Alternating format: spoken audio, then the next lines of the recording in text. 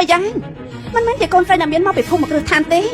គ្រាន់តែជានិស្សិតក្រីក្រដែលនិយាយកុហកបង្កើតខ្លួនថាជាអ្នកមានដើម្បីរៀបការចោទតកូនអ្នកមានតែប៉ុណ្ណោះនេះគឺជាការពិនបាយចានេះពិតជាមានល្បិចណាស់ត្រូវហើយអ្នកប្រុសស៊ីជាមនុស្សល្អតែត្រូវស្រីថោកទាបនេះបោកប្រាស់អើយមនុស្សក្រពិតជាល្បិចច្រើនមែនបានឈីវ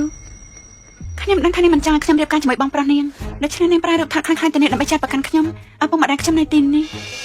នាងធ្វើបាបខ្ញុំច្រើនដងហើយតែវាល្អសម្រាប់នាងទេបើយ៉ាង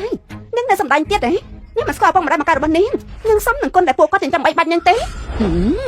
កូនអកតញ្ញូឯងនេះឯងដើម្បីភាពមានបានពេលឯងធ្វើជាឪពុកម្ដាយឯងនៅមានមុខទៀតទេពួកអ្នកថាជាឪពុកម្ដាយបង្កើតរបស់បាយមានផុសតាំងទេមាន2ឆ្នាំមុននាងបានរងរបួសនៅផ្លូវនៅមានស្លាកស្នាមទៀតបានជាមើលទៅ2ឆ្នាំមុននាងបានរបួសនៅផ្លូវនៅមានស្លាកស្នាមទៀតបានជាមើលទៅត្រូវហើយនេះមានស្លាកស្នាមនៅផ្លូវពួកលោកនិយាយស្អីតែរបស់ខ្ញុំគ្មានស្លាកស្នាមនៅលើផ្លូវទេពួកលោកគឺជាអ្នកណាហ៊ានមកបោកប្រាស់បែបនេះខ្ញុំជាម្ដាយនាងមានស្លាកស្នាមឬអត់ខ្ញុំមិនដឹងដែរបើយ៉ាងអ